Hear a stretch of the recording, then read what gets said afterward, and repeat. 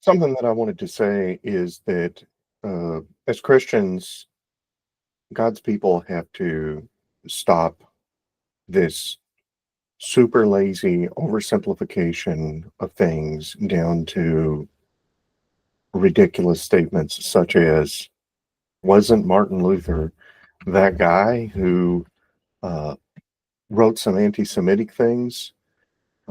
Charlie Kirk, well, he was just a political commentator, right?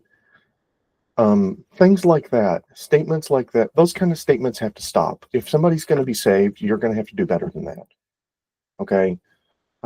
Somebody like Charlie Kirk, who spent his entire life, his entire adult life on campuses debating people, doing essentially what the Apostle Paul is recorded in the book of Acts, gets reduced to he's just a social commentator because he happened to speak on politics.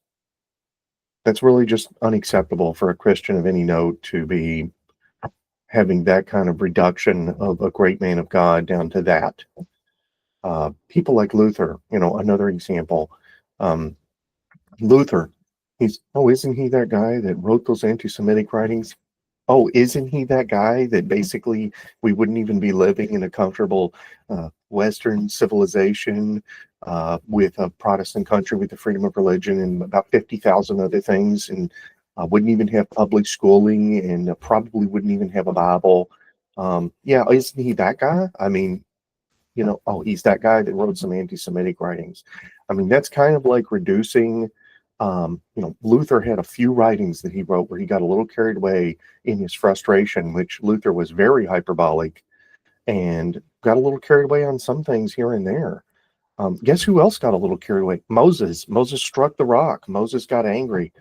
Moses did stuff. Moses cursed the entire people with saying, "You rabble rousers," and he lashed out in rage at the entire nation of Israel as a Jew himself.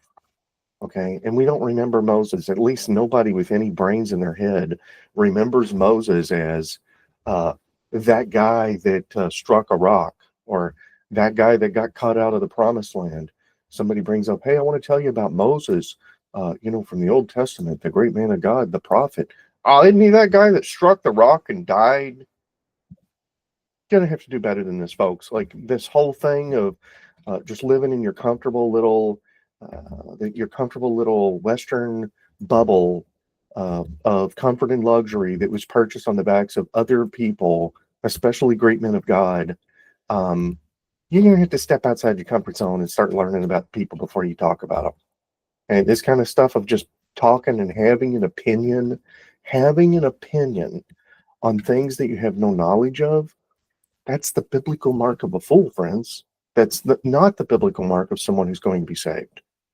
So let's be saved. Let's be wise. Let's do what the Bible says and search out matters before we have a strong opinion on it.